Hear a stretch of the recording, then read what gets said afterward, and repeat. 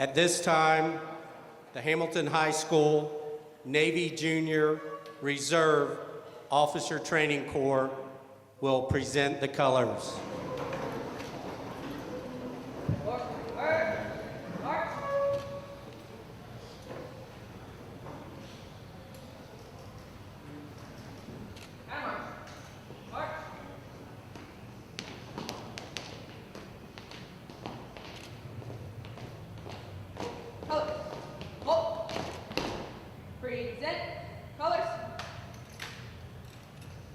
Pastor Harold Andrews will come up for our invocation.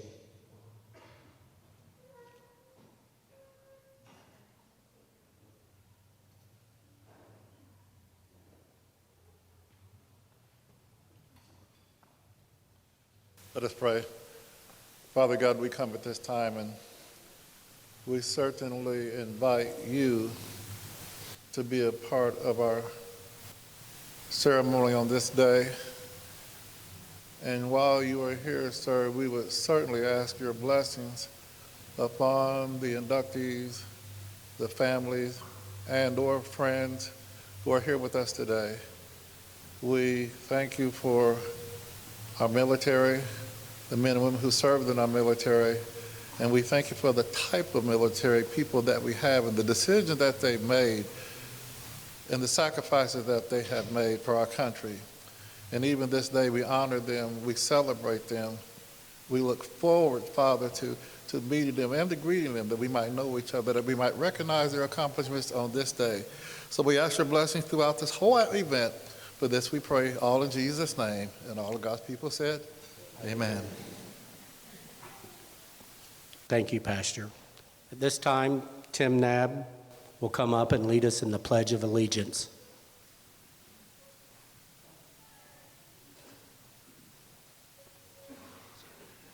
If you will all face the colors.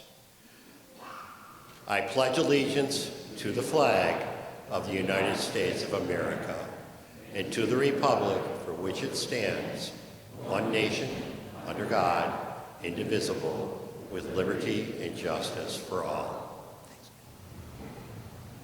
Ready, colors. Ready, cut. Forward, march.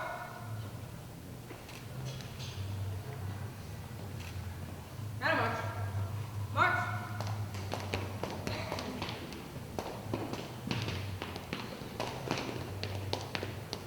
Color. Hold. Color. Order. Colors.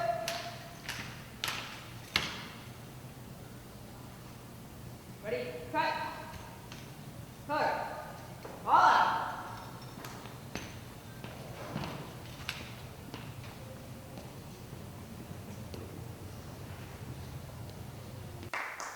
Let's give it up for the Hamilton High School Naval Junior Reserve Training Corps. As you walk in today, on your right-hand side, you notice there was a table that was set for one person. That is our POW MIA table.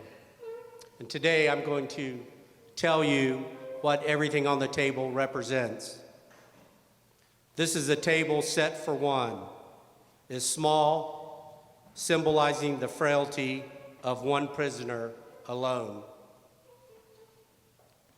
It is set for one, symbolizing the fact that some are missing from our ranks. The tablecloth is white, symbolic of the purity of their intentions to respond to their country's call of arms. The black napkin represents the sorrow of captivity. The single red rose in the vase signifies the blood that many have shed to ensure the freedom of the United States of America. This rose also reminds us of the family and friends of our missing comrades who keep the faith, awaiting their return.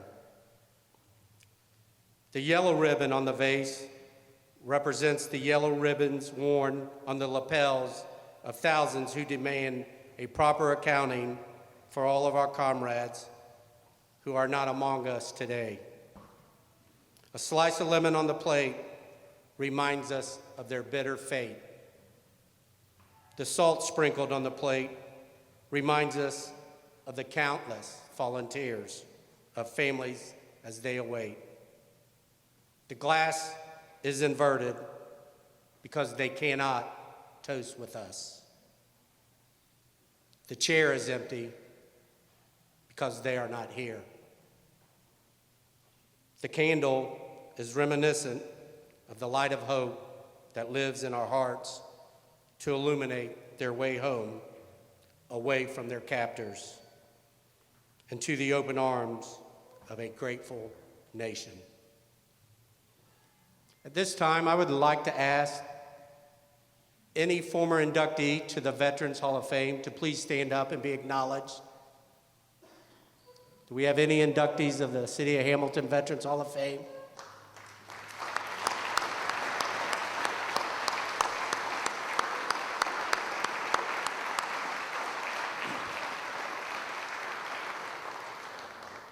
And now I ask for everybody to stand and join them for a moment of silence for all of those inductees and all of our veterans who cannot be here with us today.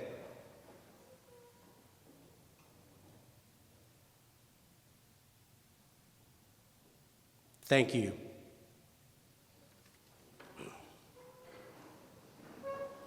Please be seated.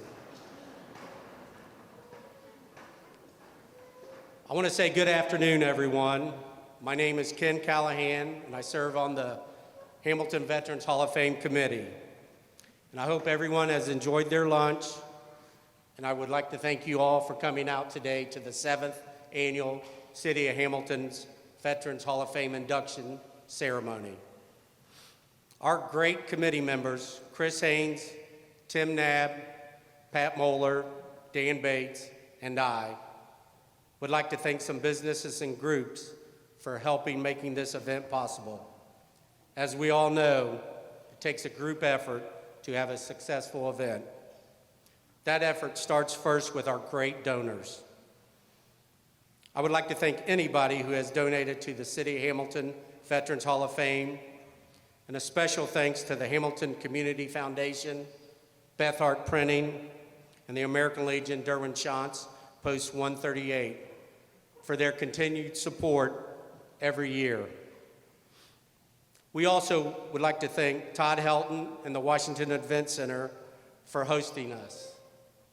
Two Ladies in a Kitchen for providing the catering today, G&J Pepsi for providing all the soft drinks, the Greater Hamilton Chamber of Commerce, the Hamilton High School Junior Reserve Officer Training Corps, and the Hamilton High School Strings Orchestra, and also the Casual Pint, who has held many dine-in donates for our cause. I also have a special thanks that goes out to Anna Callahan, June Haynes, who have coordinated all the guest check-ins since 2019. Also, Jim Moeller, who has helped us set up the event since the beginning. Jim's back over there in the corner. But a special thanks goes out to Hutch Hutchison. If you see this display right here, about 2.5 hours ago, he was at Lowe's getting this together. So, Hutch, thank you for doing that. We really appreciate it. So this event, it's become more than just the Veterans Hall of Fame. It started a resurgence of recognizing and honoring veterans of Hamilton. One thing is like the Hamilton Hometown Heroes banners and the recent Staff Sergeant Fred Brown flagpole dedication, among many other things. Amazingly, some of these stories have not been told in years, while others have not been heard at all. All of these stories have become a history lesson of the men and women who served in the armed forces and came back to Hamilton, and they continued serving their community. Unfortunately, some of these men and women did not get to come home to Hamilton. Instead, they gave the ultimate sacrifice to our country. and we are forever in debt to them and their families. It is humbling and inspiring to learn about our inductees each year, and these 2025 inductees are no exception. As a fellow inductee, Fred Bailey said to me, "Veterans never stop serving." And the City of Hamilton Veterans Hall of Fame is proof of that statement. It's been my pleasure to kick things off today. And now at this time, I would like to introduce our great mayor, Pat Moeller, to deliver his remarks. Thank you.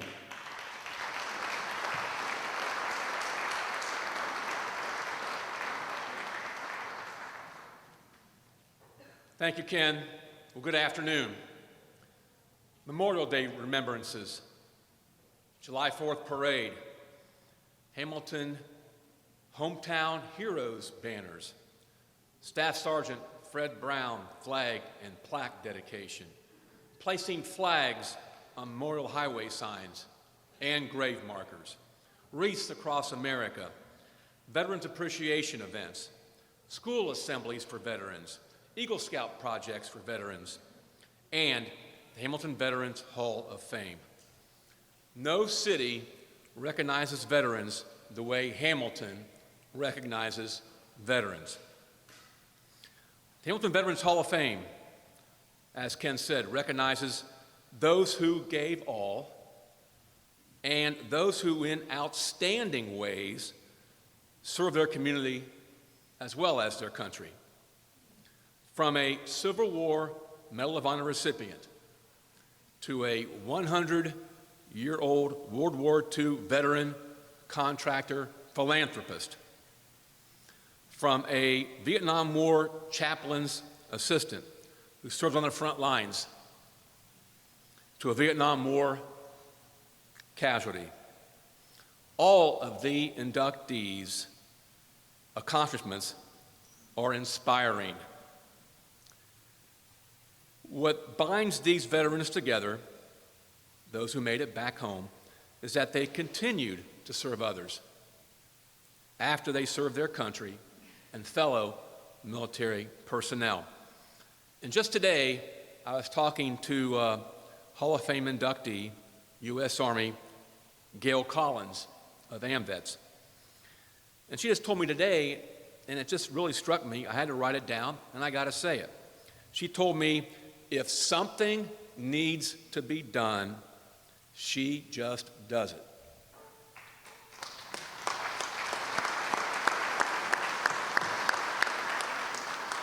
And that is the spirit of each and every inductee today. Ladies and gentlemen, let's learn about these veterans and then applaud the Hall of Fame recognition that they have earned. Thank you.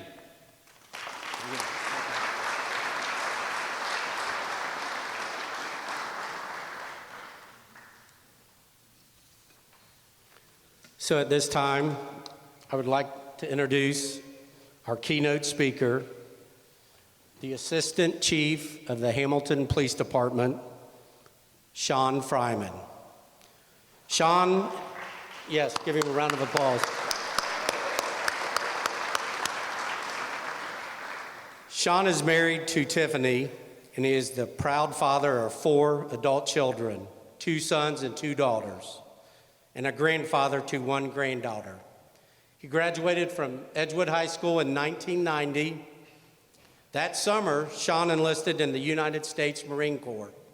He completed basic training at Parris Island, South Carolina, followed by the School of Infantry at Camp Lejeune, North Carolina. He graduated as an anti-tank assault man and was assigned to the 1st Tank Battalion Tow Company at Camp Pendleton, California. He served as a squad leader in the Scouts platoon on the 1st Marine Regiment and as a section leader in the Heavy Guns platoon of Weapons Company 3rd Battalion, 5th Marines. Sean completed 2 sea service deployments aboard the USS Bellowwood Bellow Wood, there you go. LHA-3 with the 31st EMU SOC, and he knows what that means. Serving as a section leader for the search and rescue element of the trap platoon and as a member of the trailer platoon. During active duty, he attended several specialized schools, including Infantry Platoon Sergeant School. He honorably separated from service in January 1997 and returned to Ohio. Following 9/11, Sean rejoined the Marine Corps as a reservist. In January 2002, he reported to Lima Company, 3rd Battalion, 25th Marines in Columbus, Ohio. Serving as platoon sergeant in a rifle platoon, he completed his reserve service in July 2004, totaling 9 years.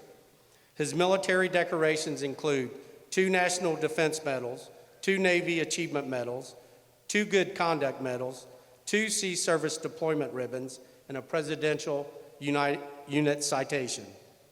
That same year, Sean was honored by the Armed Forces Community Relations Council as Service Person of the Year while representing the Marine Corps Reserves. In July 2006, at age 34, Sean joined the Hamilton Police Department as a patrolman. Over the course of his career, he has held multiple leadership roles, including homicide detective, patrol shift sergeant and commander, traffic division commander. He served 15 years on the SWAT team as an entry team leader and sniper team commander, and was a member of the 2009 and 2010 SWAT Roundup top national team in Orlando, Florida. His SWAT experience includes numerous critical incidents. In November 2024, Sean was promoted to Assistant Chief of Police and currently commands the Operations Bureau. He is most proud to be a recent graduate of the FBI National Academy, Class 293, a prestigious 10-week leadership and management program held at the FBI Academy in Quantico, Virginia. Ladies and gentlemen, I'm proud to introduce Assistant Chief Sean Fryman as our guest speaker.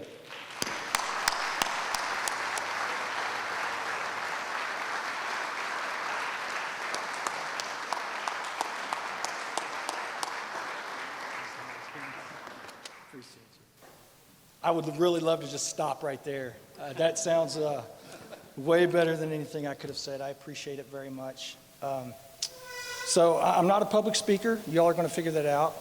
First and foremost, I'm a Marine, and I'm an enlisted Marine. So we don't have all of this special talk that you might get from better guest speakers. So keep that in mind today, okay? First rule I promised I wouldn't do is go off script, but I really want to do that. I also want to recognize our junior ROTC here in Hamilton. The colors, thank you.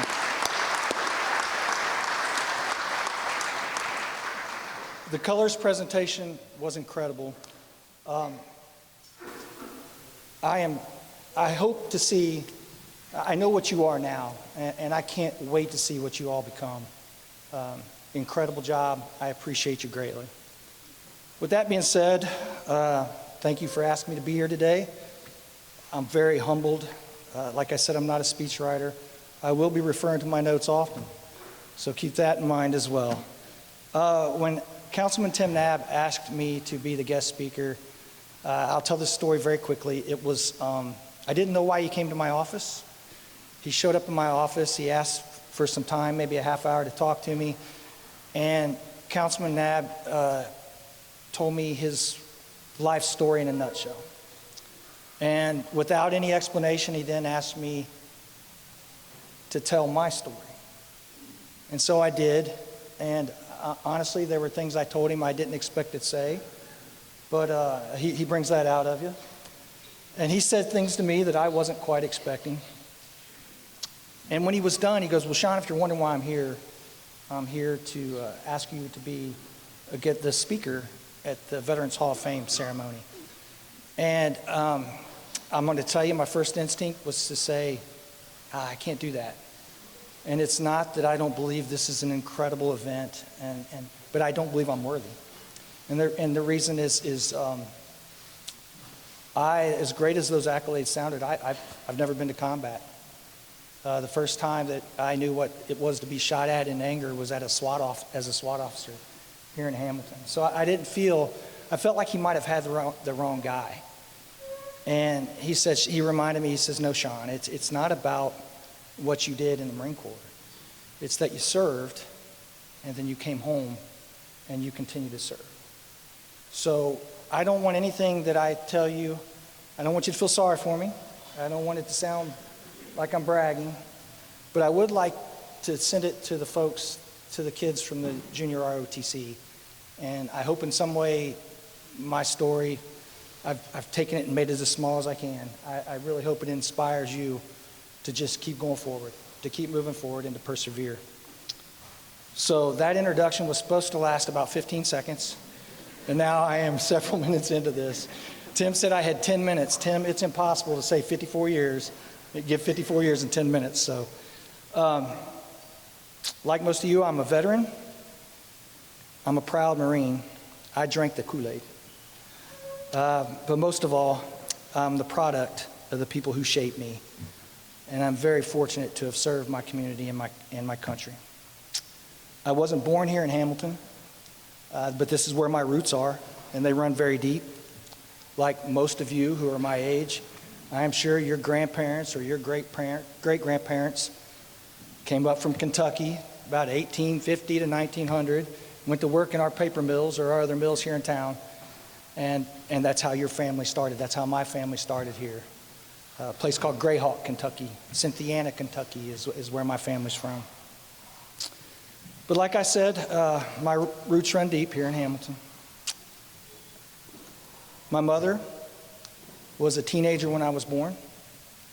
She was a teenager when my brother was born. And she struggled. She struggled with addiction. She didn't finish high school.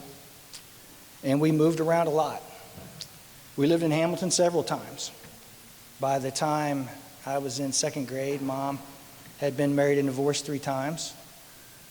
She had a type. They were veterans. That was meant to be funny. We can laugh about that part. By the time I was in junior high, my brother and I, Rick, had been to nearly a dozen different schools. Hamilton was in our path. We had lived here in Hamilton a couple times. We relied on food stamps, welfare. But my earliest memories, as bad as all that might sound, is actually from right here in Hamilton. And I think it might be my first memory as a child. I was probably first or second grade. My brother and I were at Wilson Elementary School. And I found that first person in my life that I knew could show me what it was like to give and to continue giving. And I don't know if she was a veteran. I doubt that she was. But my second grade teacher there at Wilson, at Christmas time, she showed up. She took my brother and I out to dinner with her husband. She did not have kids of her own. She bought us gifts for Christmas morning. She bought us clothes. Later, I learned she bought my school supplies. That was right here in Hamilton. I think that's one of the most important lessons I've ever taken in life, is to give back, to give people a chance, to give back to those people who need it. Also, during that same time, my mother was married to her third husband, my second stepfather. The first veteran that I remember in my life. His name was Eddie. Eddie was a Vietnam War veteran, a combat veteran. Eddie had his own demons. But Eddie, even at that age, I recognized that Eddie saw my mom had issues and that he was going to do what he could to make my brother and I, to make our lives better. Eddie took us fishing a lot down here at the North Dam. That's a whole other story. We would sell the fish down there on the river, but he was a great guy. He had his issues. Eddie didn't talk about being a veteran, And I tell you, I couldn't have been 7, 8 years old. But even at that age, I felt the weight that Eddie had on him. And as rough as Eddie had it, and as rough as we had it, I could tell Eddie was special because he was a veteran and because he had served his country.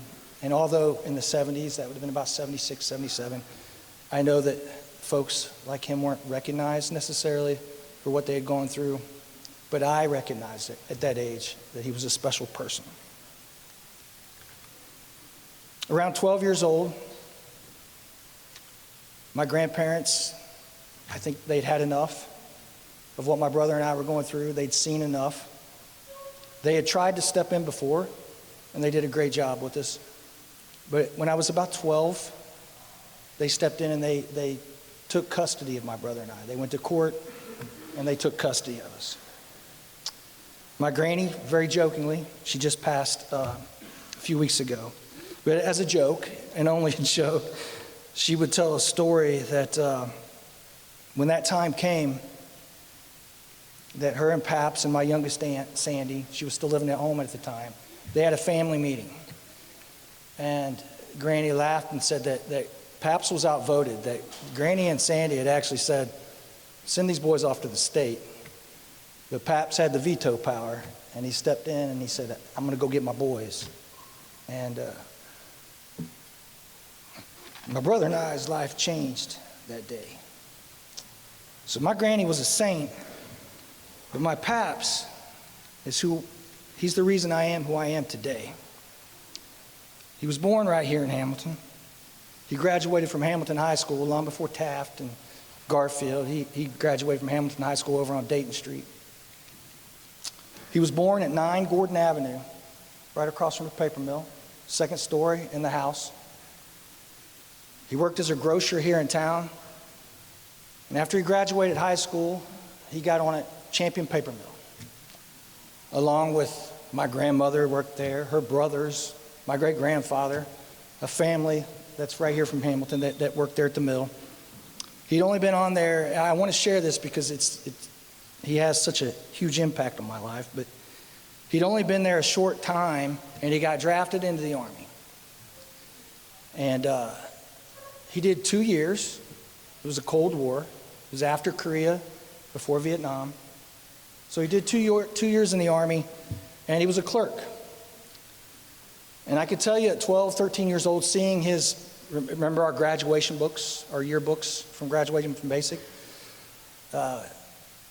Seeing the pictures, knowing my Paps, knowing that he was a patriot, that he had went and done his time, I knew right then I was going to serve.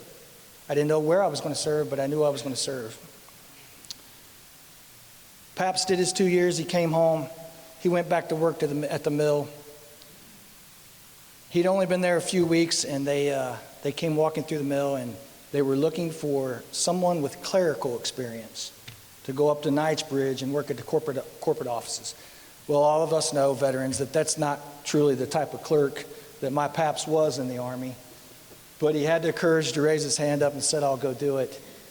And 30 plus years later, my Paps never left that temporary assignment. And he took that veteran's experience that he had and that experience he had as a clerk in the Army. And when he retired, he was an executive. He was a tax and payroll manager for Champion International Paper Company, an executive with a high school degree, but the will to work and to try hard. So one evening, on November 12th of '89, fast forward a little bit, I joined the Marine Corps. That was my birthday. They weren't holding me back or anything. It's just coincidentally the day I joined the Marine Corps, November 12th of '89. And then several months later, the next summer, I go off to Paris Island. I won't rehash the great introduction I had, but I spent 7 years on active duty. From 90 to 97, that summer of 90 until January of 97, as an enlisted man. I promoted quickly, only because, like I said earlier, I drank the Kool-Aid. I wanted to be a Marine. I was excited about it.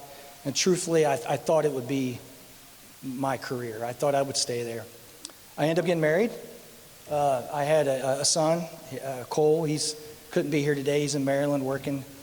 But out there at Camp Pendleton, California, I had a son. I did my 7 years. I did a couple of deployments, much like everyone in the room has done. And then in '97, I was on a deployment. I was with the 31st MEU out at sea. It was August, and I decided, you know what, I'm going to go home. I'm just going to go home. I'm going to get out, and I'm going to go home, and I'm going to be with my family. I'm going to be with my wife, and I'm going to be with my son. I'm going to go back to Ohio. I said that's what I was going to do, and I procrastinated, and I got through that deployment, and it was time to re-enlist, and I said, will you let me extend? So they let me extend. I stayed a little while longer, and it was time to get out, and they said, you know, you're going to have to get out or re-enlist. I said, do you care if I extend again? So I extended again, and the third time rolled around, and they said, seriously, you have to re-enlist or you have to get out. So I came back here to Ohio. I went to work in the mill over in Middletown. I went to work at the steel mill, became a journeyman, and again, surrounded by veterans, people who were just like me. And then 9/11 happened. And 9/11 had an effect on me. I'd been out just shy of 5 years. I was 30 years old. I thought I had a little bit left to give, and so I went back in. I didn't go back in active duty. I went back into the reserves. I was persistent. They didn't want me back. The Marine Corps has never had an issue with recruitment, but it took several months, and in January 2002, they allowed me to come back in, and they said, we're going to take you back. We're going to give you your rank, but we're not going to give you your time and grade. So I lost all my seniority. But shortly after, I'd only been there a few months, and because of the experience I'd had on active duty and the schools that I'd gone to and the training I had, they moved me up into a billet that was more like what I had when I got out the first time, and I was a platoon sergeant for a rifle platoon up there in Lima. I will tell you the difference. There is a big difference between the reserves and active duty. I promise you, one is no better than the other. The absolute smartest people I have ever worked with were Reserve Marines. There was a time in my platoon, before I became a platoon sergeant, there was a time when I had a squad of 13 Marines, and I was the only one in the squad who didn't have a college education, and I was in charge.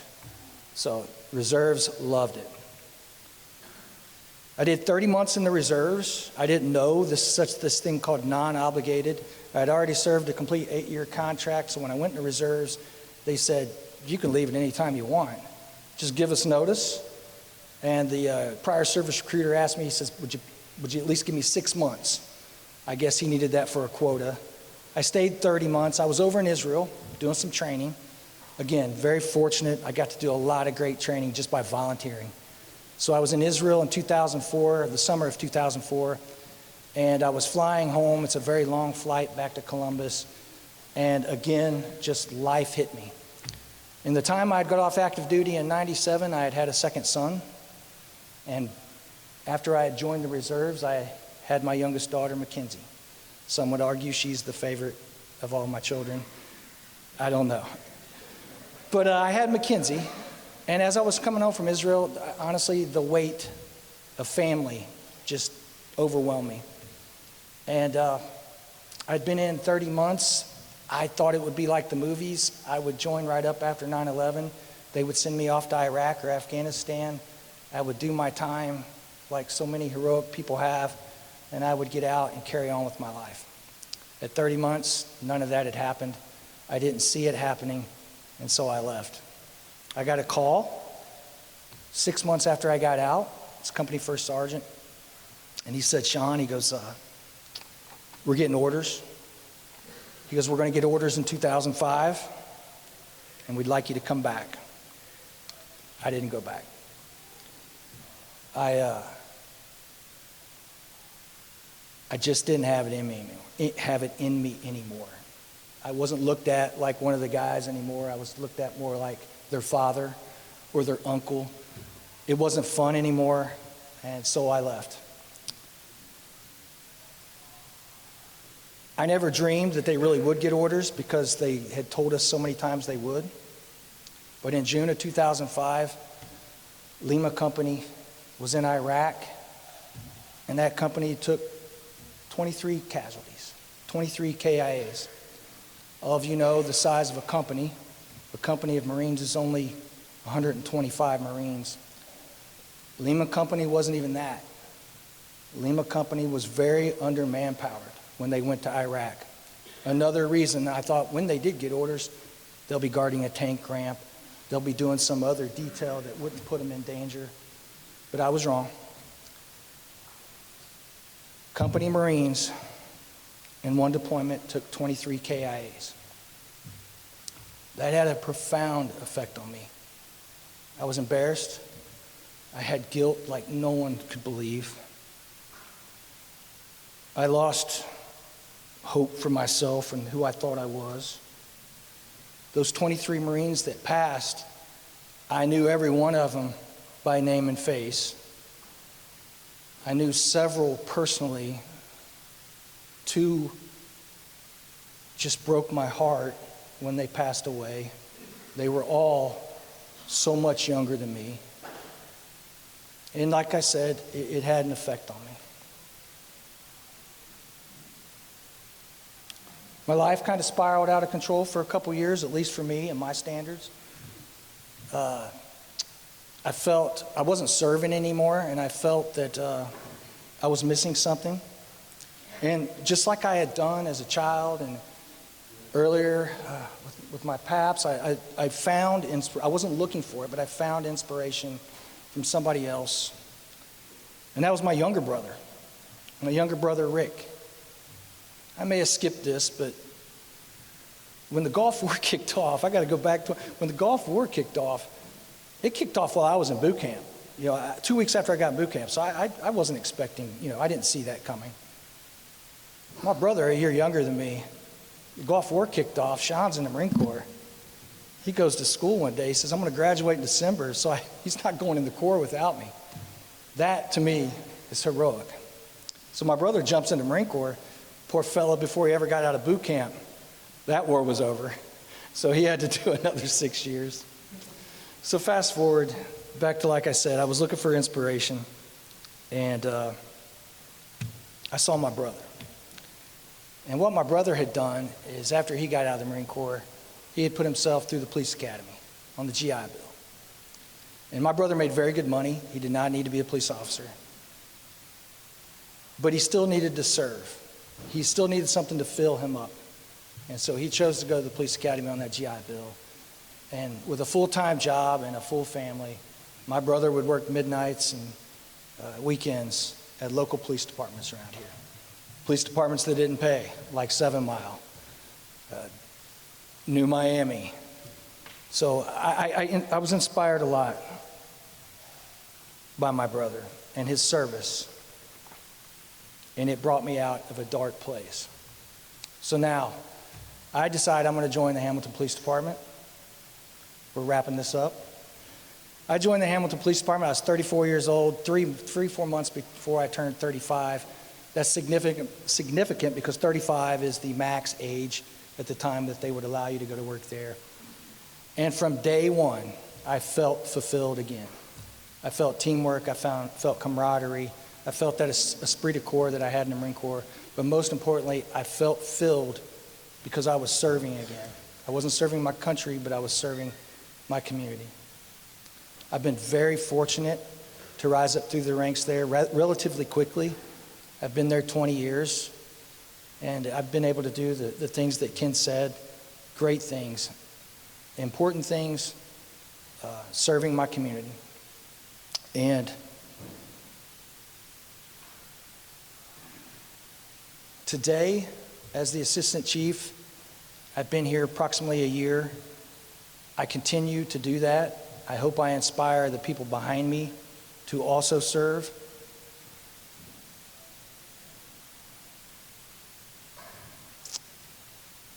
And I apologize. I lost my train of thought, but I hope I encourage them also to serve. Ken has covered everything I've done as a police officer. It sounds braggadocious or like I've done a lot, but the truth is it is much like the same as every other person I've served with. Our city manager over here, as good as that sound, his accomplishments are just the same. The best thing about being at Hamilton Police for me so far, though, and I'll wrap it up shortly with this, is 2 years ago, my youngest son, Nate, who had just gotten out of the Marine Corps, he also decided to follow me to Hamilton Police Department, and he is one of our midnight patrol officers. He's been there 2 years, and I am very, very proud of him. So before I go, I would just like to, if I could see the hands of all the Marines in the room, please. Please raise your hand if you're a Marine. I think we got about a dozen or so here, a good heavy squad. I can promise you that is enough Marines right there to take over most small countries, and we could. There are the 12 people in the room, if you all don't know. Tomorrow is the Marine Corps' 250th birthday. And those Marines, those people know that today has been a challenge for me. This might be the first Marine Corps birthday Saturday in 35 years that I haven't indulged myself the night before, but I felt this was important enough to keep my composure. The last thing I would ask is that I want to say thank you, but indulge me with this. It took a teacher, a veteran, it took my brother, and it took my paps to inspire me through life. The Marine Corps is who I am. It still is, but what has made me that is my family. What has made me is my family. And if you would just indulge me for a second, I won't ask him to stand. I don't want to embarrass him. But right here is my brother, Sergeant Rick Fryman, United States Marine Corps.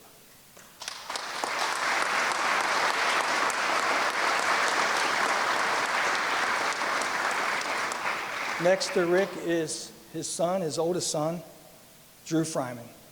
Sergeant Drew Fryman, United States Marine Corps.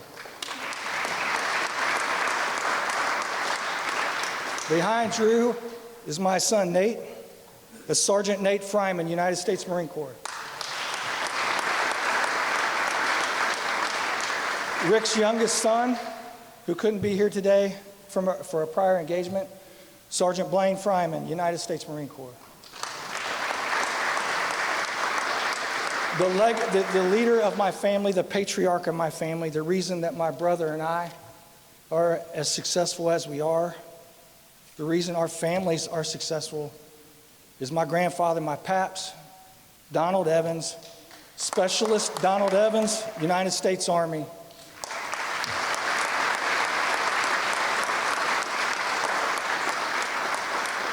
Thank you all for giving me the opportunity to do this. I appreciate you very much. Have a great day.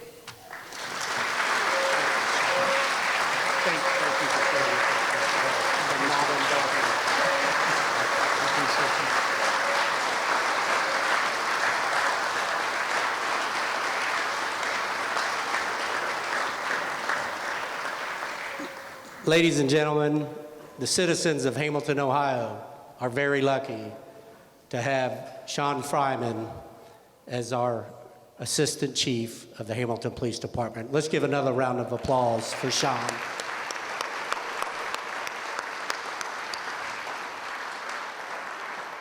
And Sean, thank you for sharing your story. Thank you.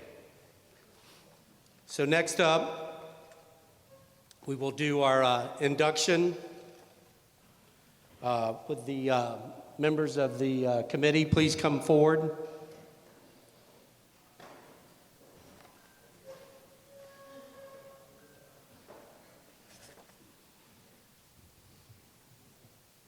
You're fine.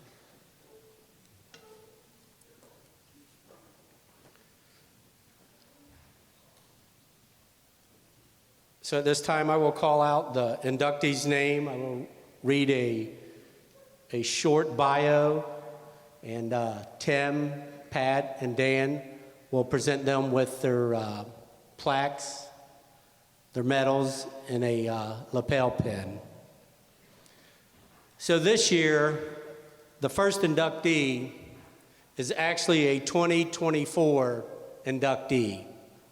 He was unable to attend last year, And he wanted to be here this year, so we held back his plaque and his medal. And that is Jack Whalen from the class of 2024. Jack served in the United States Air Force from 1966 to 1970, achieving the rank of captain. Jack is a lifelong community leader, and in partnership with his wife, Karen, he is involved with the Hamilton Chamber of Commerce, Hamilton Community Foundation, the Butler County United Way, the Rotary Club of Hamilton, the Greater Miami YMCA, along with many other nonprofit organizations. He was also instrumental in passing the street levy that Hamilton put on the ballot a couple years ago. Jack and his wife Karen were the 2019 City of Hamilton Vision Award winners, along with the 2020 City of Hamilton Citizens of the Year. Ladies and gentlemen, Jack Whalen. Jack, would you please come up?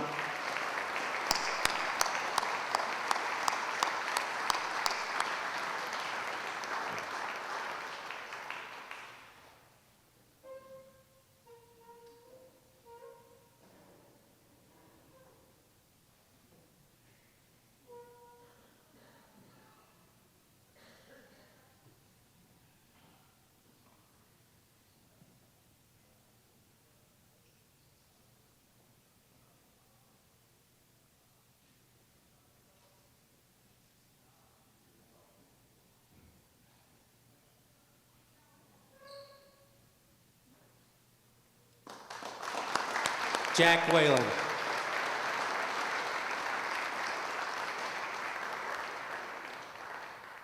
All right, now we will start the class of 2025. Our first inductee is George Johnson. George served in the United States Air Force from 1959 to 1962 as a member of the Judd Advocate General Corps. He's a lifelong Hamiltonian. He graduated from Hamilton High School and the Ohio State University.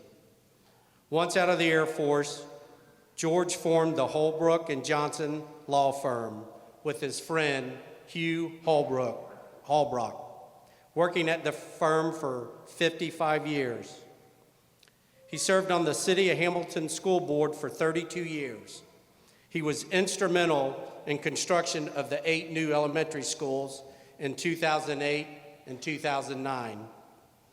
He was involved with the Hamilton High School Booster Club and was instrumental in the fundraising for the Virgil Schwarm Stadium at Hamilton High. He was a member of City Council for 10 years, and he was also a member of the Hamilton Civil Service Commission. He volunteered with the Hamilton Jaycees, and he was a member of the Hamilton Rotary Club for 59 years. He was a huge Ohio State fan and was a lifetime member of the Ohio State President's Club and a member of the Ohio State Butler County Alumni Club. Ladies and gentlemen, receiving George's plaque and medal is his daughter, Lynn Shooter. Lynn, would you come up, please?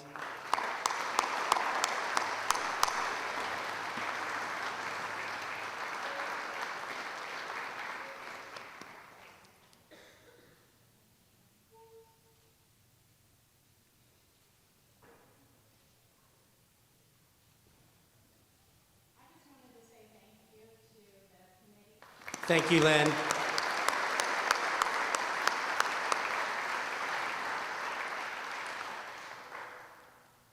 All right, next up is, you've probably seen him around here in a uniform here. It's Scott Eberwine.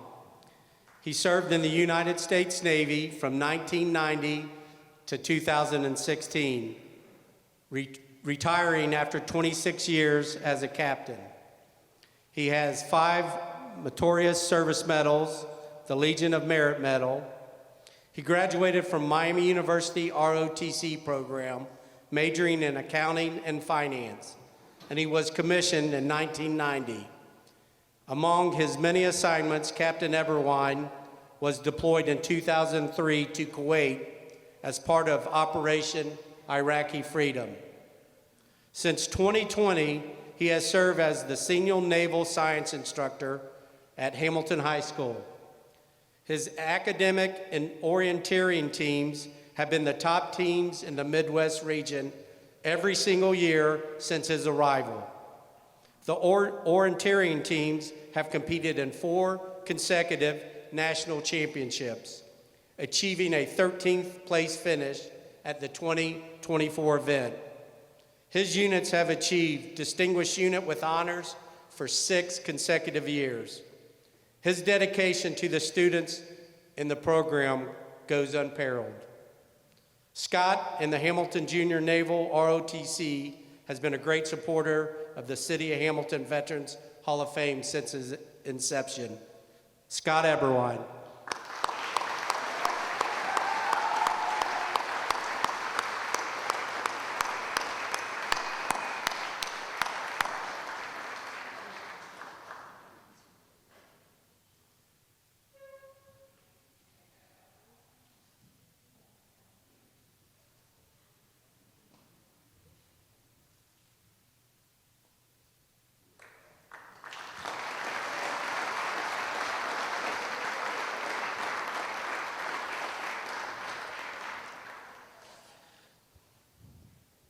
All right, so our next honoree is Walter Markham.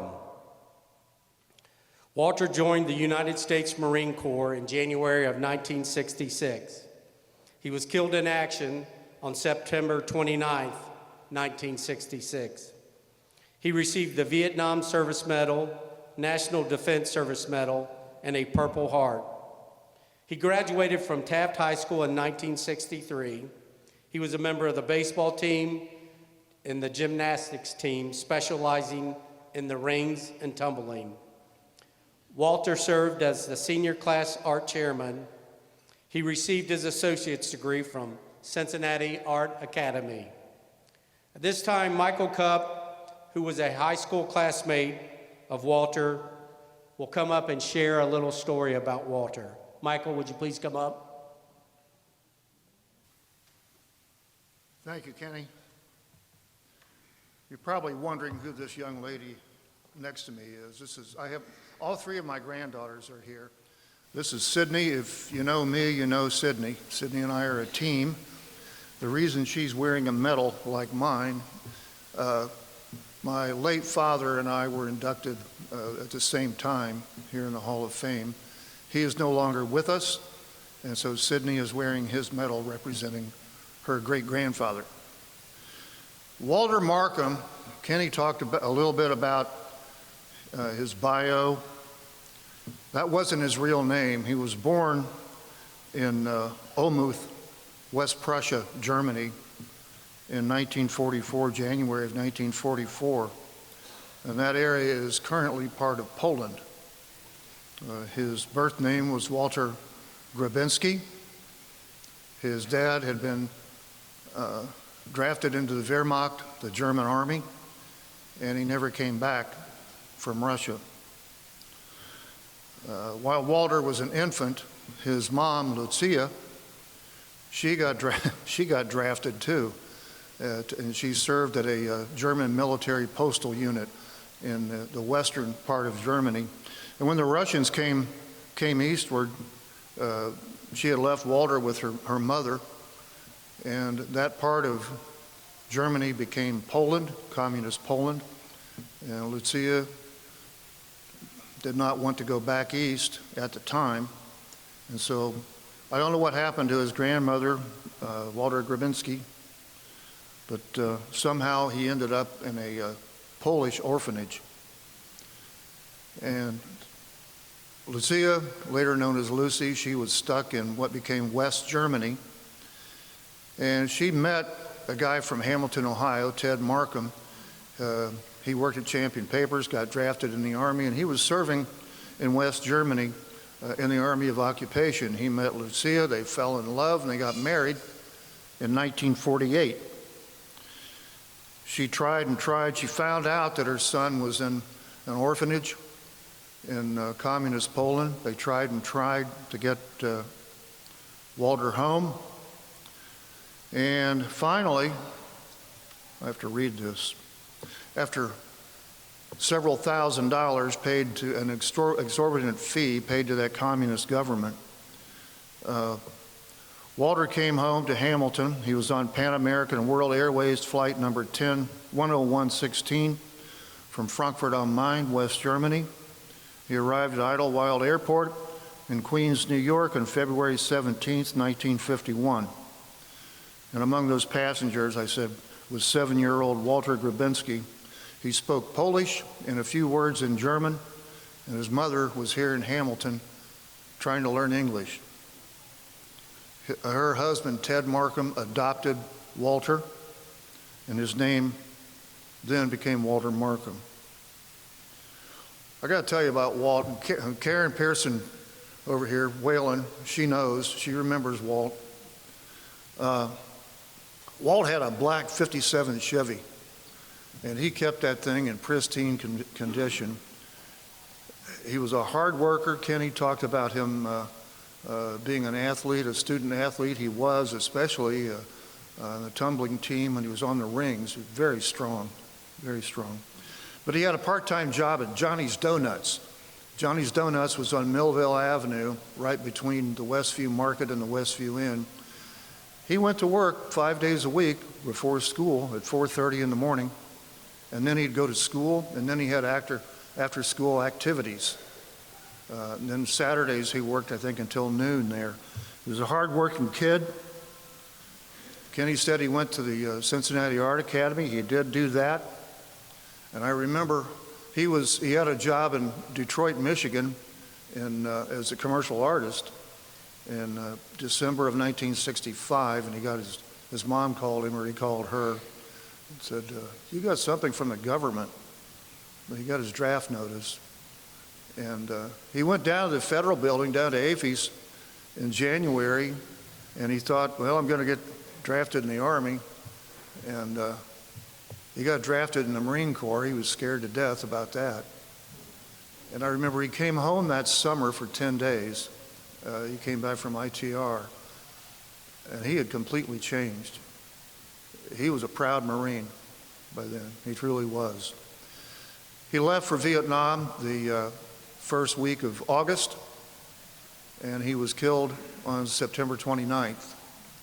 Walter is buried at Rose Hill Cemetery. And I'll tell you one thing about him. He was a very proud Marine. He was happy to serve his country. I miss him, and I'm proud to have been his friend. Thank you.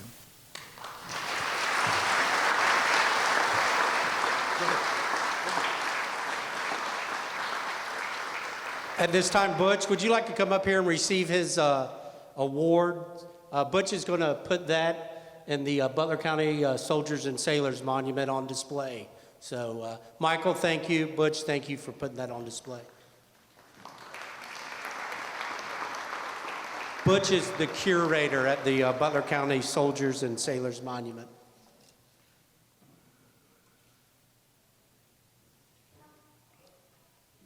Thank you.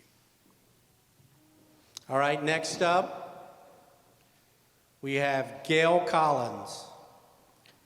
Gail served in the United States Army Women's Army Corps from 1965 to 1968. She is a proud daughter of military parents. Her mom was a WAVE and her dad in the Army, both serving during World War II.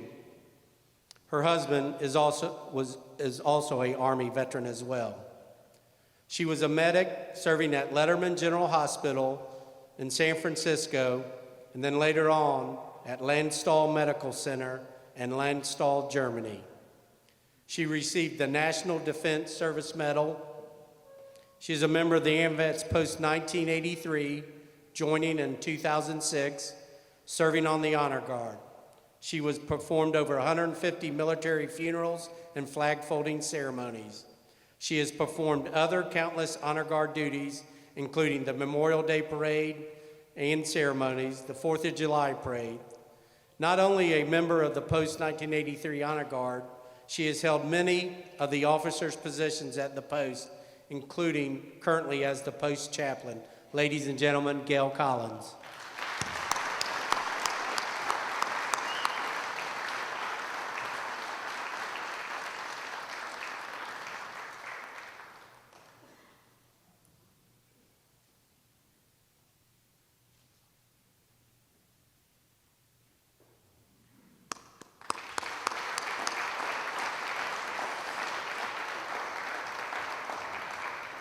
Next up, we have Hunter Bruce Jones.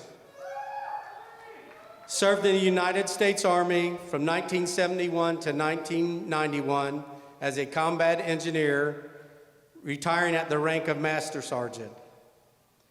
He has the National Defense Service Medal, the Army Accommodation Medal, Army Achievement Medal, the Meritorious Service Medal, among many other medals. Bruce spent 24 years at Sun Chemical, where he rose to the position of plant manager, retiring from there in 2016. He has served as a Butler County Veteran Service Commissioner since 2018, currently serving as the president. He has played a major role in the creation of the Butler County Veterans Dental Program. Instrumental in the recent Butler County Veterans Memorial dedication, serving on the committee that revitalized and updated the wall. And if you haven't been up there, you need to go up to Veterans Park and Culligan Lodge and see what that committee did. He serves on the Butler County Veterans Appreciation Day Committee, and he serves on many more committees that support the veterans of Butler County. Bruce is also an active member of the AMVETS post-1983, serving as a trustee for many years. He's also a member of the American Legion post-138. Quoting the executive director of Butler County Veteran Service Commission, Bruce embodies the values of leadership, service, and sacrifice that the Veterans Hall of Fame was created for. Ladies and gentlemen, Bruce Jones.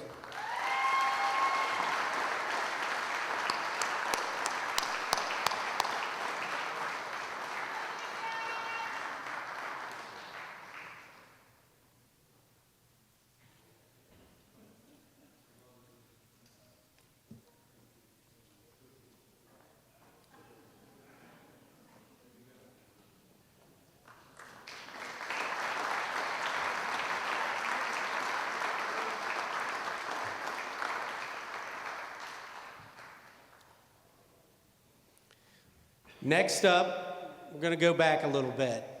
We're going to go back into the Civil War. Our next inductee is Richard W. DeWitt. He served in the United States Army during the Civil War. He received the Medal of Honor for gallantry during the Siege of Vicksburg, May 22nd, 1863. He served in the 47th Ohio Volunteer Infantry under General Ulysses S. Grant. And I'm going to tell a little bit of his story right here. Under the command of General Sherman, General Blair assembled a squad of 150 volunteer soldiers, all single men, and one of them being Richard DeWitt. They would advance not with rifles, but with lumber. The first 50 would carry heavy timbers to be placed across a ditch, while the second 50 carried planking to lay across the timbers. Thus, an instant bridge would be made. The third 50 would carry ladders so the invaders could easily scale the Redain's exterior wall. General Sherman's account gave the action its name, a forlorn hope at Vicksburg. Of the 150 men that rushed, many were killed, and 79 received the Medal of Honor. And amazingly, Richard DeWitt survived. And here today is, and I think I got this right, to receive his award, his grandson, Jim Grove, to receive his medal and his plaque. Jim, let's give it up for Richard DeWitt.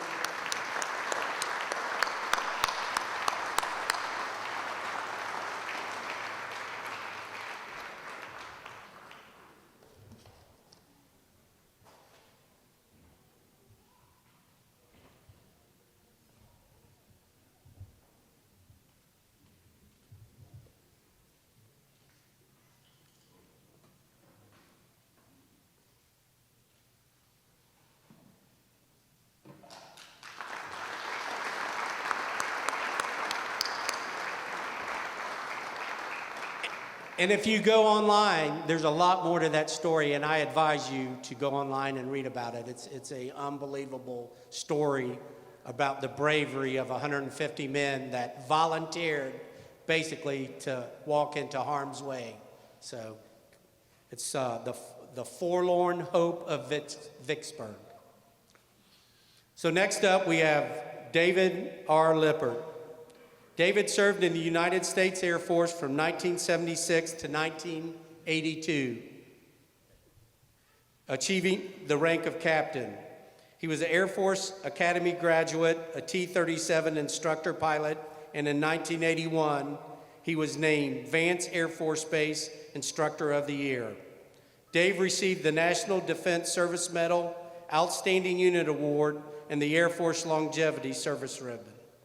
Dave worked over 40 years at the family business, the Hamilton Casters Manufacturing Company. He held many positions, leading to the president from 1995 to 2022. He continues to serve as the company director in his retirement. Dave was named Hamilton Small Business Person of the Year in 2003, and then in 2009, he was inducted into the Small Business Hall of Fame. He has served on the boards of the Fenton Center, the Greater Hamilton Chamber of Commerce, the Hamilton Safety Council, where he is the 2023 recipient of a Lifetime Achievement Award. Ladies and gentlemen, David Lippert. Dave is not with us today, so the committee in December, we will have a special presentation and celebration at Hamilton Casters, awarding Dave his medal and his plaque. So next up, we have Richard Sauer. Richard served in the United States Army from 1942 to 1945. He was a combat engineer assigned to the 593rd Engineer Boat and Shore Regiment, 3rd Engineer Special Brigade. He served in New Guinea, Southern Philippines, and many other areas in the Pacific Theater. He was awarded 4 Bronze Stars, the World War II Victory Medal, American Defense Service Medal, the Asia Pacific Service Medal.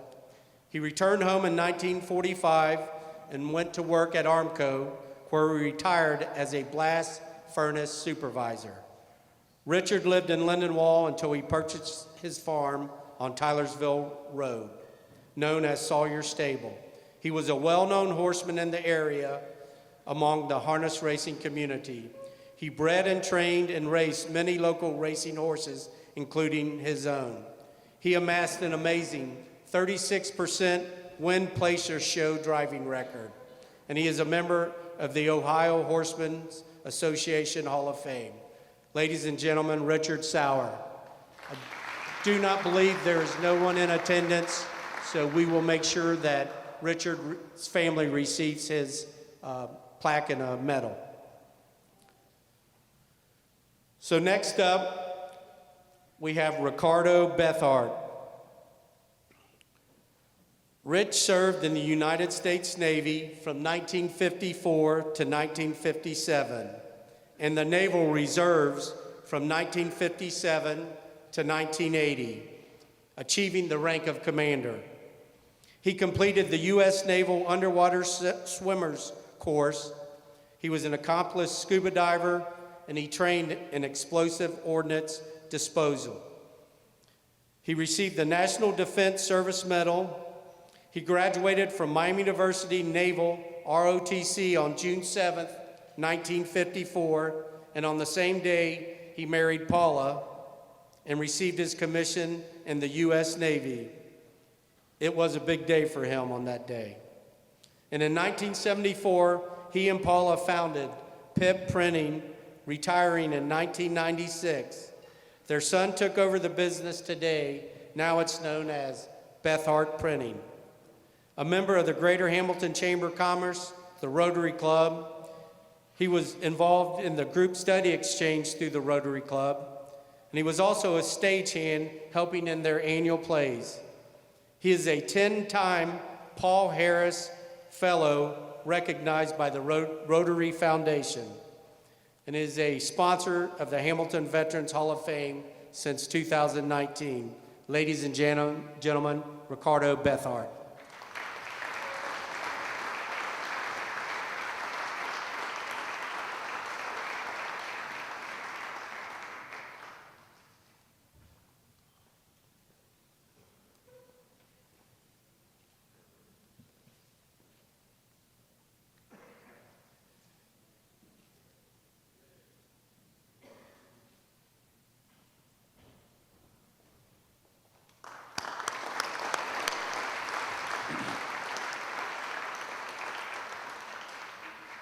So next up, we have Earl Grubb, United States Army, 1918 to 1919, serving in France during World War I. He was a corporal in Baker Company of the 351st Quartermaster Company. On September 26, 1932, he graduated from Cincinnati Police Academy, becoming a Hamilton police officer. And I'm going to tell a short story about Earl. On December 31st, 1934, Patrolman Grubb was assigned a special duty detail at a New Year's Eve dance.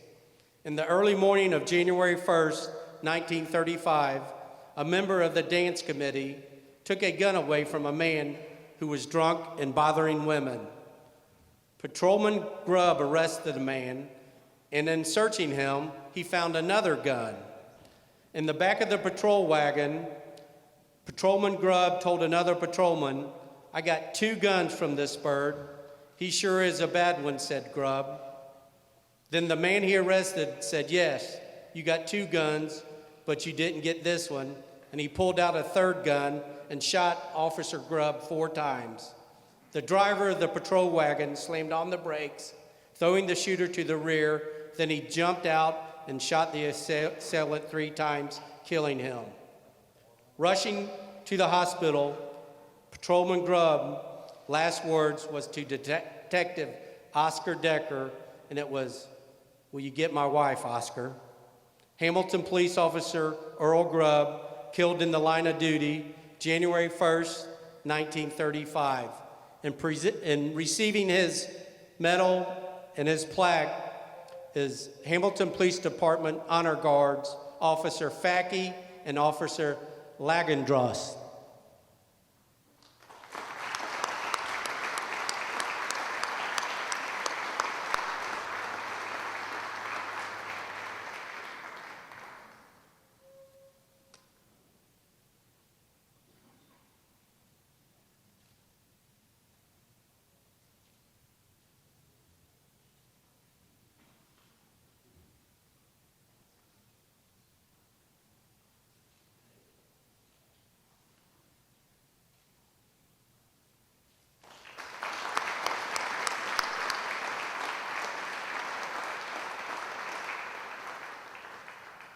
Next up, Joseph Hockenberger, lifelong Hamilton resident, served in the United States Army from 2004 to 2024, retiring as a first sergeant.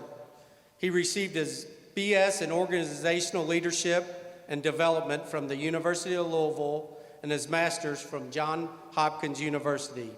He has the National Defense Service Medal, 5 Army Commendation Medals, 4 Army Achievement Medals, the Iraq Campaign Service Medal, the Global War on Terror Expeditionary Medal, Global War on Terrorism Service Medal, Infantryman Badge, Parachutist Badge, and more. He was deployed in Iraq 4 times from December 2004 to May 2005, then again from September 2005 to December 2005, then on November 2006 to February 2008, he was with the Combined Joint Special Operations Task Force 16. The final time he was employed to Iraq was from July 2011 to December 2011 with the 82nd Airborne Division. He entered the Army Recruiting Command in August 2012, moving to many different cities, starting at the Cleveland Recruiting Command and finishing his Army career at the Toledo Recruiting Command as the first sergeant. He was also the guest speaker at the City of Hamilton Hometown Heroes banner dedication. Ladies and gentlemen, Joseph Hockenberger.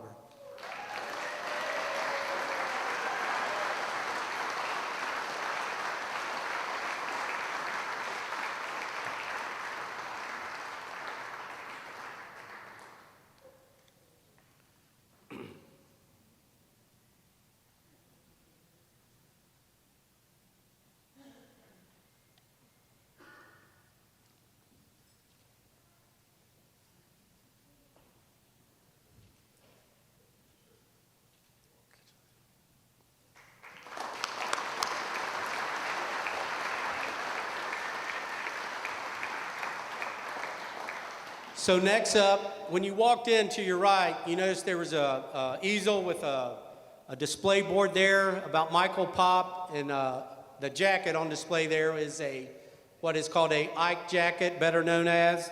And this next person is Michael Pop. He served in the United States Army from 1942 to 1945.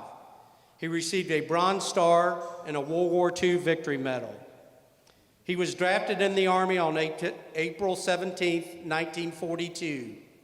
While serving in North Africa, his skills in tailoring was recognized. He was reassigned in February 1943 to the Supreme Headquarters Allied Expeditionary Force to be the personal tailor for the Supreme Allied Commander, General Eisenhower.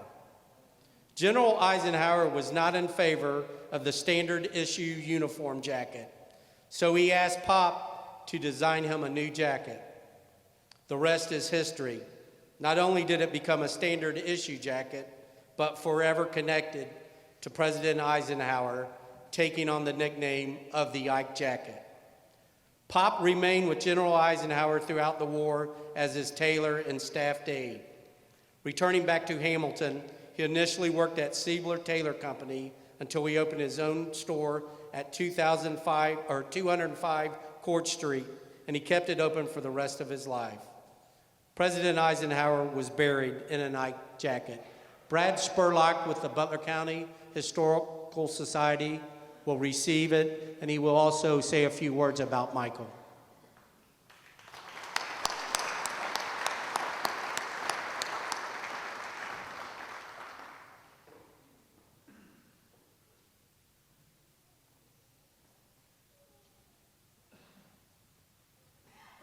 Thank you, Ken.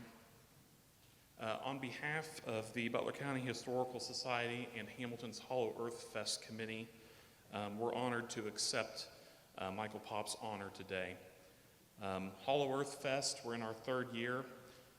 It's set up to commemorate the belief of War of 1812 veteran Captain John Cleve Sims, Jr., that the earth was hollow, which is a theory that inspired many of the most notable works of fiction in American literature. Every year we honor a veteran and a visionary from Hamilton, and last year's veteran honoree was Michael Pop. It is our honor to remember that his name and his deeds and his life, and we thank you very much for inviting us here today to accept it on his behalf.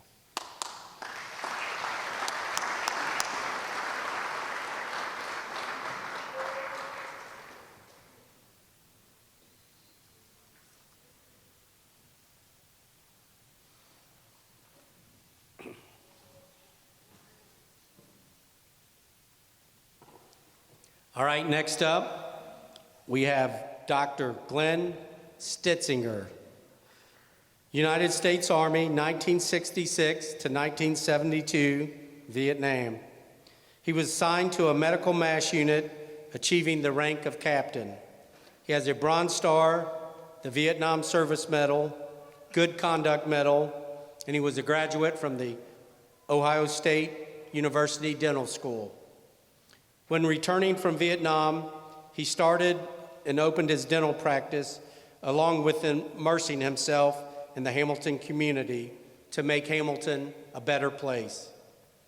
He was a 32-year member of the Hamilton City School Board, serving 9 years as president, where he was instrumental in securing funds for the Master Facilities Plan. He was also a 50-year member of the Rotary Club. He was a member of the Hamilton Jaycees, the Greater Hamilton Chamber of Commerce, the Butler County Dental Society, the Ohio Dental Association, the board member of the TV Hamilton and Fort Hamilton Hospital. He also supported his children's activities, where he coached youth baseball, basketball, and soccer. And I believe he has a birthday coming up on November the 11th. Is that correct? I think it's close enough to where we can sing happy birthday. What do you think? On three. 1, 2, 3. Happy birthday to you. Happy birthday to you. Happy birthday, dear Glenn. Happy birthday to you.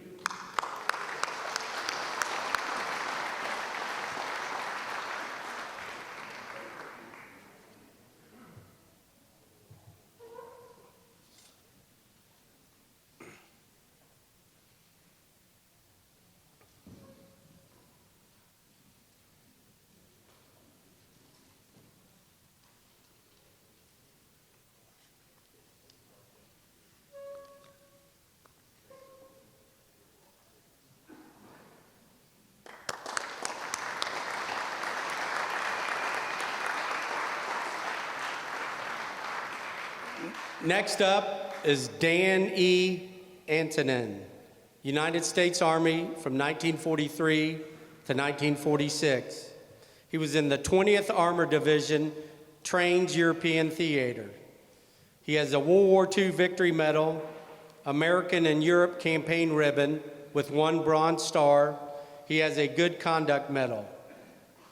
All the men in Dan's high school class were drafted in World War II.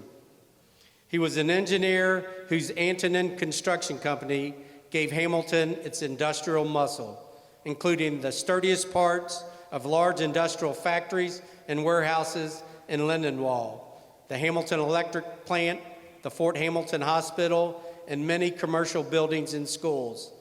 He is a philanthropist and has volunteered at many organizations, including the YMCA in Hamilton. He is one of the oldest living World War II veterans in Butler County. He turned 100 February 2nd, 2025.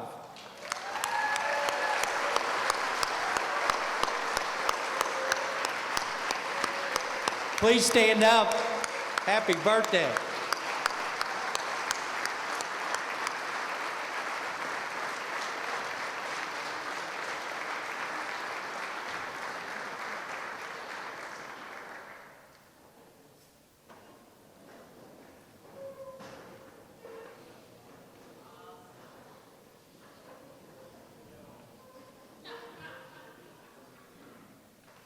So next we have Fred Sarber, United States Army, 1967 to 1969. Soon after his marriage, he was sent to Vietnam, serving as a chaplain's assistant. He received the Vietnam Service Medal, the Vietnam Campaign Medal, and the National Defense Service Medal. Upon return from the military service, Fred worked in the Hamilton County Juvenile Courts before working in the Butler County Juvenile Courts for over 30 years, where he became the Chief Juvenile Probation Officer of Butler County Juvenile Court. He has spent his career helping people at juvenile court. He's a lifelong Lindenwold resident. Mr. Baden, as affectionately known, the original organizer of the Baden Fish Fry, a CYO referee, and he was a down marker for 30 years at the Baden football games. He's also a St. Anne's Festival volunteer, a hospice volunteer, and a valuable member of St. Anne's Church in Lindenwold. Ladies and gentlemen, Fred Sarver.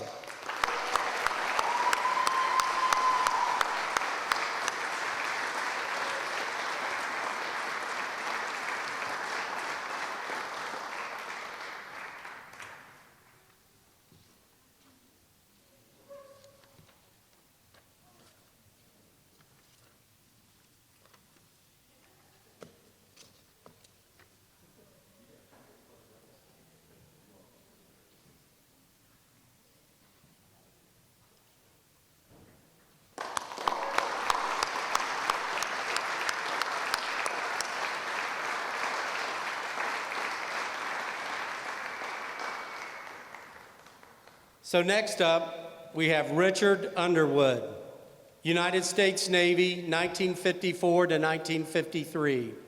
He was stationed at Naval Air Station, Guantanamo Bay, Cuba. He was drafted during the Korean conflict. He had worked at GE Aircraft in Evendale while attending Miami University, majoring in electrical engineering. Once returning from the Navy, he started several businesses, including Underwood Motor Sales on Route 4. In 1955, he opened Richard's Pizza on Route 4. Then in 1956, he created the Richard's famous steak sandwich. Later in 1969, he built the main location, which is on Main Street. And in 1976, he was elected as Restaurateur of the Year by the Ohio Restaurant Association. He enjoyed traveling through the United States and the world. His passion, developing many businesses and real estate ventures. He mentored young entrepreneurs. He volunteered for many organizations in the Hamilton area. He was a life member of the Rotary Club, and he was a member of the Springdale Nazarene Church. And I believe Richards turned 70 years old this year, serving the world's greatest steak sandwich. So ladies and gentlemen, his wife Peggy Underwood will receive his medal and his plaque.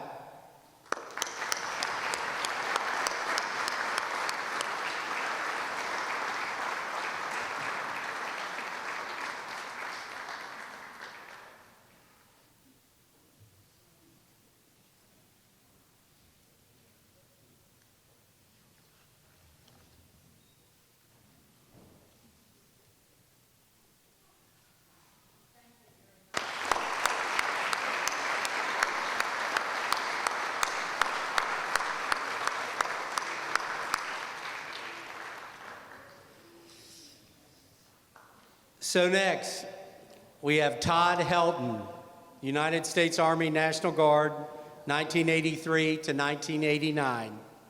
He has the Army Service Ribbon. He was born and raised in Hamilton. He's a Hamilton-Baden and University of Cincinnati graduate. He's a realtor and an associate with RE/MAX Encompass. He has invested and redeveloped properties throughout Butler County, including the Danbury Cinemas building, transforming it into Shooters and the Washington Event Center, which he is co-founder or co-owner of.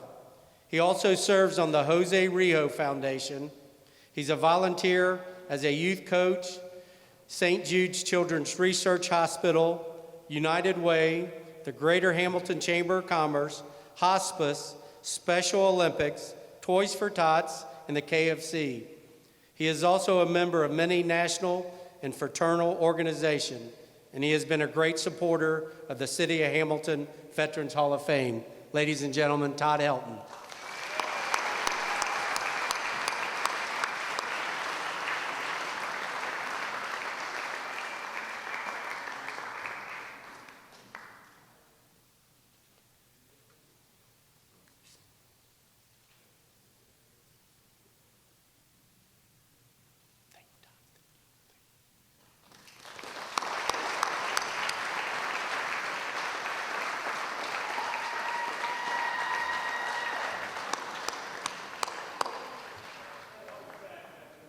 So next up, we was going to kind of have a surprise for the guest speaker. We was going to try to, maybe he wouldn't find out, but we had his plaque up here. His name was in the book. So after probably 10 or 15 minutes here, I'm sure he figured it out. But once again, let's give it up for Sean Fryman.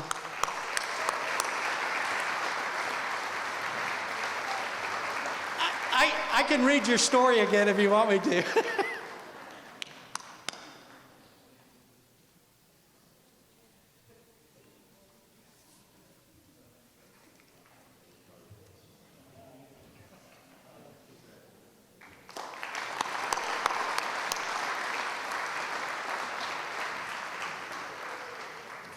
So normally every year, there's 5 of us up here that are on the committee, and we do the awards presentation. And typically, I'm not the guest speaker, but we had to figure out a way to make sure that Chris Haynes was not going to be the guest speaker. So we decided to induct him into the Hall of Fame. That way, someone else gets to speak this year. So fortunately, it was me. But Chris is the founder of the City of Hamilton Veterans Hall of Fame. And it actually almost didn't happen because his original plan was, I think it was in September of 2019, he asked Dan Bates if we could have a Veterans Day parade in November. And Dan, I think, they kind of argue what the words were, but I think Dan said, "Are you crazy?" He goes, "You got 2 months to plan a parade." So Dan kind of talked him off of that cliff and thought of something. Chris was in Crawford County, I believe it was, and he had attended a Veterans Hall of Fame for the whole county through the VFW, and he came back and he decided that that's what Hamilton needs. They need a Veterans Hall of Fame. This is a strong veterans community. We support our veterans, but really, we were lacking in showing our support. So we needed to get something started that was going to recognize the veterans that came back to the community. They served their country, they served their community, and the ideal of the Veterans Hall of Fame came about. He asked me, he asked Dan, he asked Tim, and he asked Pat, and we all thought, yeah, that's a great ideal, and we would love to be a part of it. And here we are today, 7 years later, because of his vision and his leadership. We have probably the best Veterans Hall of Fame in the state. And I'm proud to be a part of it, as I know all the committee members are, and I'm proud to have worked with Chris in starting this venture. But this venture led to another venture and to another. Chris is one of those guys who gets you on the hook, and he just keeps like pulling you in. But anyway, ladies and gentlemen, Chris Haynes, United States Navy, 1988 to 1996. Desert Shield, Desert Storm.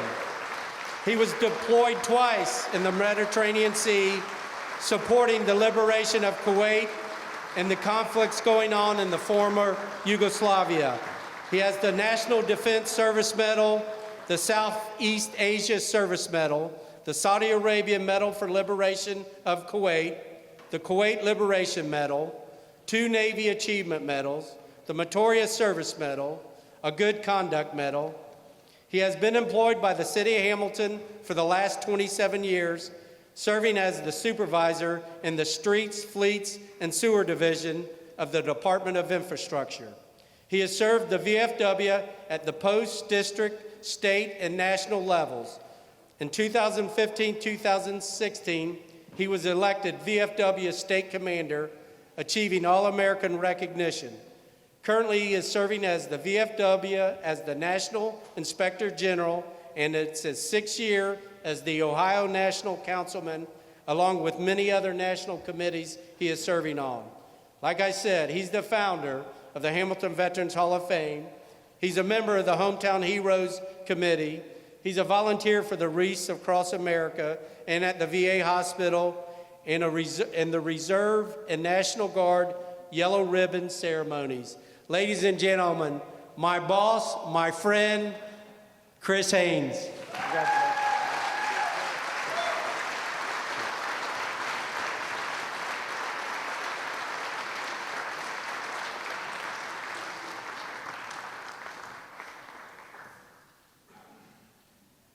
Ladies and gentlemen, I would like to announce our next inductee, Jerry Gloka.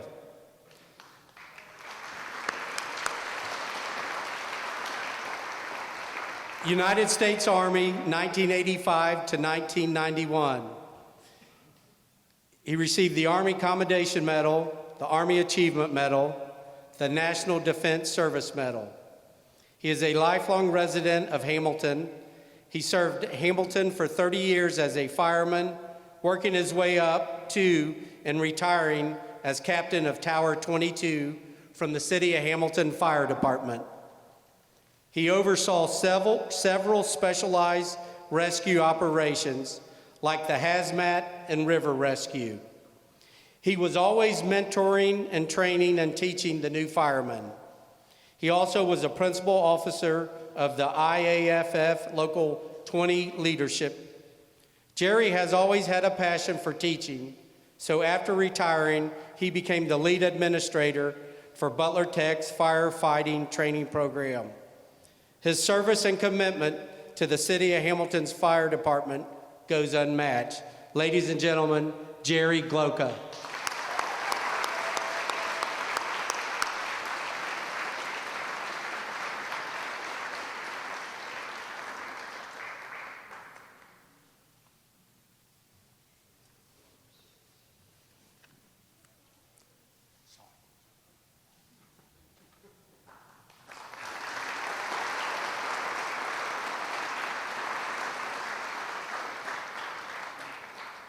We have one more, and we do a special award every year for a civilian who has contributed to veterans' causes and supported veterans in many different ways. And this year's inductee is no different than the past. This year's civilian award winner is Anne Marie Corrales. She is the proud daughter of William Corliss, who served in the United States Navy from 1947 to 1951. She's a graduate of Rutgers University, and she worked at Procter & Gamble, and now is currently the owner of Casual Pint. And is that tap still working that I fixed? Absolutely. So when do I get my free beer? That was like 3 years ago. Okay, today. All right. She's a native New Yorker who has came to Hamilton and immersed herself in the community, supporting many different community organizations and focusing on veterans' causes and veterans' organizations' needs. Since opening the Casual Pint, she has held Dine to Donate events, Tap for Good fundraisers, and now the famous WKRP Turkey Drop that has raised funds for the Butler County Veterans Memorial and the City of Hamilton Veterans Hall of Fame, and she's partnered with other businesses in Hamilton to raise funds for many different community organizations and 501c3s. She is known for her fantastic cooking and being, as one of her employees put it, the best boss lady in Hamilton. She only wishes success for her staff. Anne Marie is truly someone that cares for veterans, her employees in the City of Hamilton, and all the people in it. And I believe Veterans Day, you're going to have a Dine and Donate, and the proceeds will go to the City of Hamilton Veterans Hall of Fame. So thank you, ladies and gentlemen, Anne Corliss.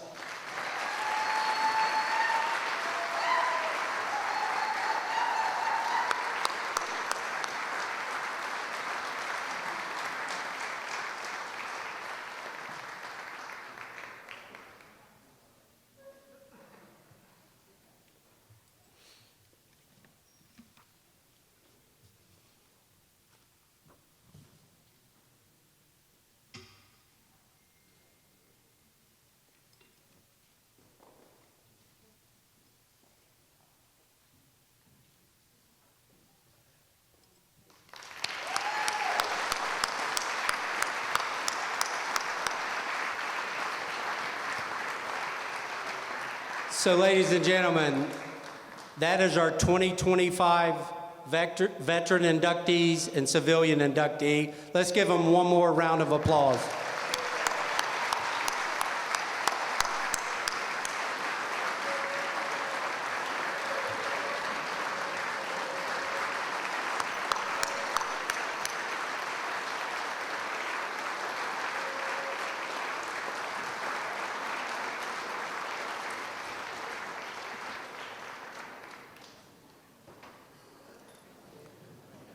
So there is one more thing that we typically do every year, and this is kind of a special year, I believe. We celebrate the Marine Corps' birthday, the 250-year birthday this year. And I've got General John A. Lejeune's birthday message. On November 1st, 1921, John A. Lejeune, 13th Commandant of the Marine Corps, directed that a reminder of the honorable service of the Corps to be published every command to all Marines throughout the globe on the birthday of the Corps. Since that day, Marines have continued to distinguish themselves on many battlefields and foreign shores in war and peace. On this birthday of the Corps, therefore, in compliance with the will of the 13th Commandant, Article 38, United States Marine Corps Manual, edition of 1921, is republished as follows.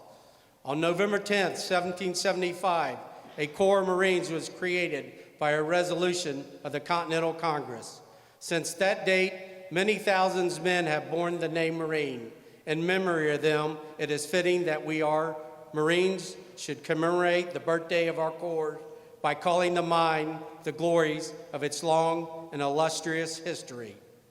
The record of the Corps is one which will bear comparison with that of the most famous military organizations in the world's history. During 90 of the 146 years of its existence, the Marine Corps has been in action against the nation's foes. From the Battle of Trenton to the Argonne, Marines have won foremost honors in war, and in the long eras of tranquility at home, generation after generation of Marines have grown gray in war in both hemispheres, and in every corner of the 7 seas that our country and its citizens might enjoy peace and security. In every battle and skirmish since the birth of the Corps Marines have acquitted themselves with the greatest distinction, winning new honors on each occasion until the term Marine has come to signify all that is the highest in the military efficiency and soldierly virtue. This high name of distinction and soldierly repute we who are Marines today have received from those who preceded us in the Corps. With it, we also receive from them the eternal spirit which has animated our Corps from generation to generation and has been distinguished mark of the Marines in every age. So as long as that spirit continues to flourish, Marines will be found equal to every emergency in the future, as they have been in the past. And the men of our nation will regard us as worthy successors to the long line of illustrious men who has served as soldiers of the sea since the founding of the Corps. The inspiring message of our 13th Commandant has left its mark in the hearts and minds of all Marines. By deed and act, from Guadalcanal to Iwo Jima, from Incheon to Korea, armistice in the interventions from Lebanon to the Dominican Republic, and from the opening battlefields in Vietnam to the Mayaguez rescue, Marines have continued to epitomize those qualities which are their legacy. The success which they have achieved in combat and faith they have borne in peace will continue. The Commandant and our many friends have added their hearty praise and congratulations on this, our 250th birthday, United States Marine Corps. At this time, all Marines, please come up here. Jim Williams will join all Marines in cutting the cake for their 250th birthday.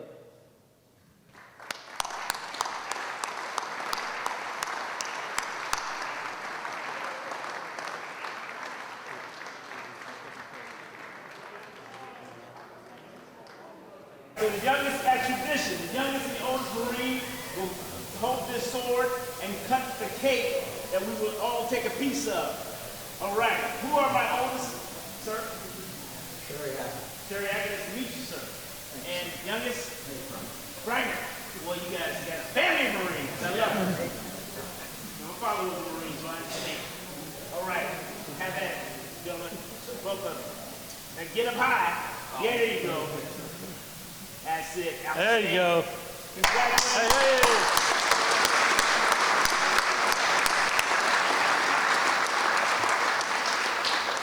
They're gonna chop like a piece of wood. Yeah. God bless you all. God bless this country. And God bless the Marine Corps. All right, at this time, Pastor Harold Andrews will give us our closing remark, prayer. I do understand my assignment, and I'm not going to